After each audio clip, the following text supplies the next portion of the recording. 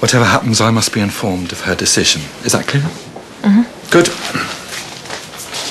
Oh, and if she should decide to go ahead with the surgery, are you aware, Mr. Spence, that Miss Naylor hasn't been cleared to assist by occupational therapy?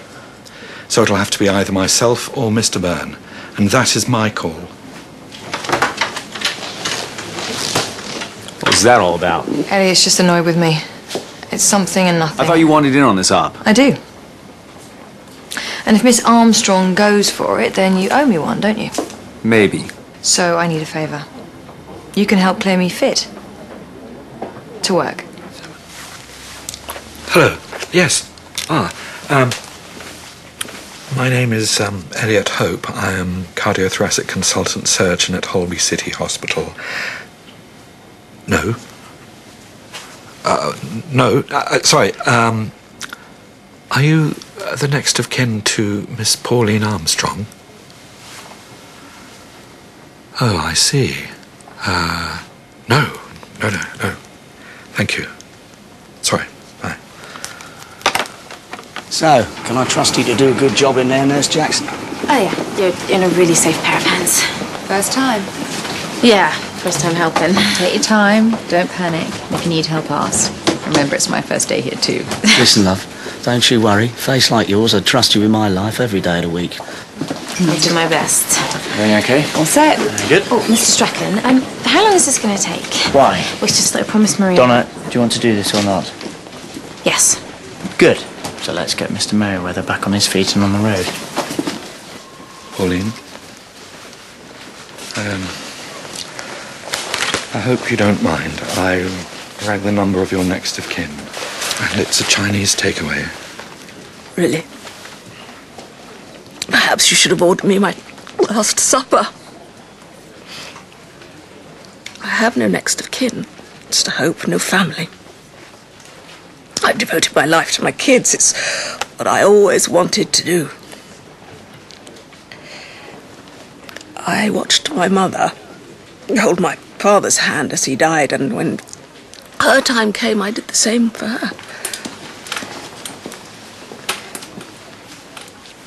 I've got no one to hold my hand, and I don't want to die alone. That's why I'm prepared to take the gamble. I need a second chance.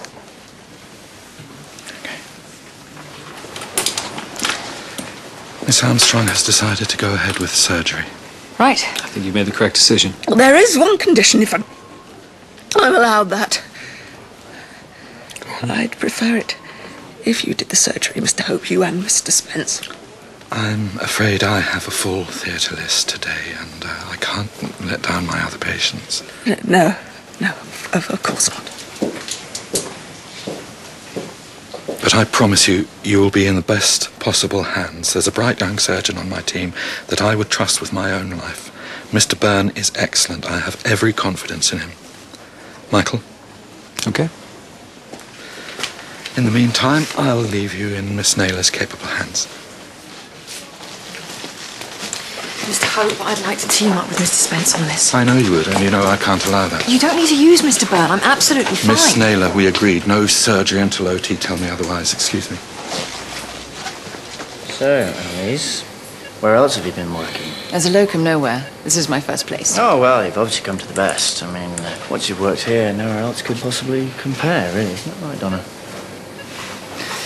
Okay, I am opening the external oblique. Donna, do you know the borders of the inguinal canal? Is that part of the body or a holiday destination? It's an unfair question, that's what it is. It just means the groin. The posterior margin of the external abdominal oblique is, in fact, the anterior border of the triangle. Stop. Yeah, no, don't worry about it. You'll pick it up. Surgeons always like to make things sound as complex as possible. It's one of their little pleasures in life. Oh, you know me so well already. You're doing really well. Joseph, anaplastic carcinoma.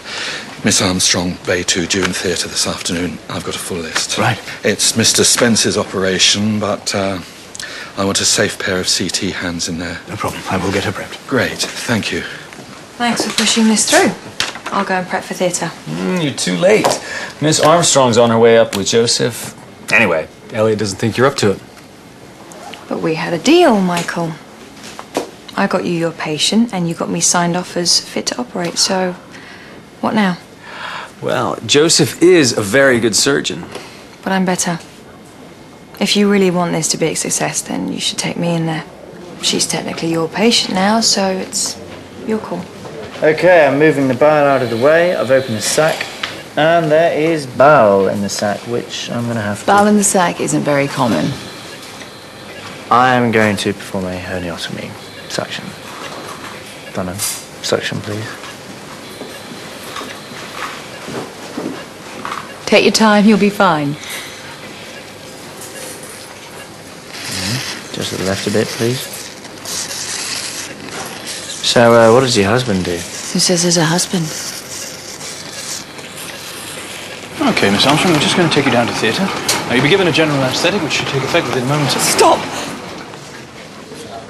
Everything okay, Miss Armstrong? Would you hold my hand? Oh, yes, of course.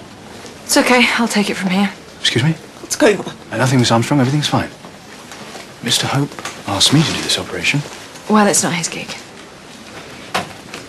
Joseph, I'm sorry I got you into scrubs. You ready? Mm-hmm. Okay. Miss Armstrong, we're going to leave you in the capable hands of Miss Naylor. It appears that she already has everything under control.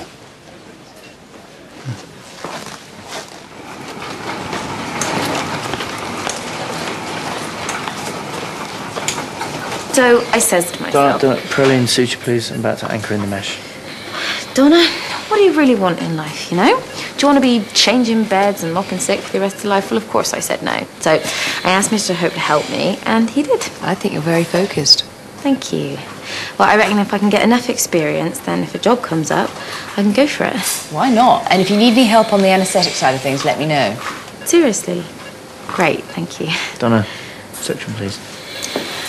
So, if you haven't got a husband, have you got a boyfriend? And if not, then what are you doing tonight? Sorry, Sam, you were right the first time around. I do have a husband. He's a surgeon. Ah, well, where does he practice? Here. Here? What, not Mr. Cartwright from obstetrics? No, Michael Spence from the US of A. You're his, well, does he know that you're here? He will.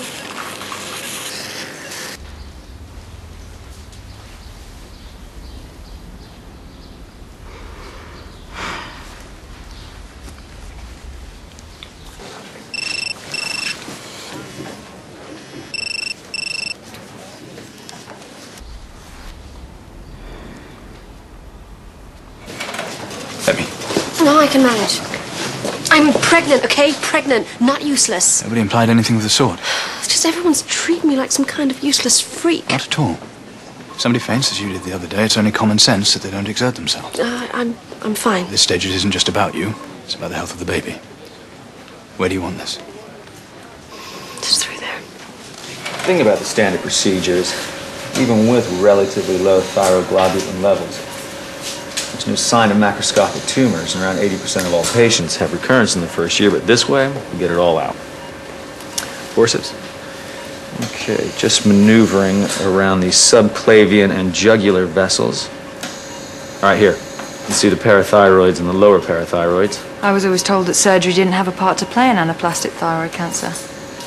But your published trials are very impressive. Well, I do aim to please. And when I saw the survival rates on resections, well, short term was unequivocal. Scissors. Okay, we need to find the recurrent laryngeal. Can't have a teacher who's lost her voice. And what were you like at school? I bet you were a, what do they call them? Oh, a head girl. Your straw hat, distracting all the boys, sticking your compass in any poor soul who crossed you. Let's just say I learned how to make the most of my opportunities. Fighting spirit. Very admirable. That depends which side you're on. It's a very straightforward procedure. Should have you back to work in no time. Nurse, could you prep Mr. Barron for surgery, please? Joseph? Why aren't you in theatre? Okay, Miss Naylor, I am mobilizing the thyroid. Clips. Putting clips into position. Ah, Elliot, welcome. Miss Naylor, is everything okay? How's it going? Fine. Any problems? No problems. And there's me thinking that Joseph was going to assist Mr. Spence. Elliot, that was my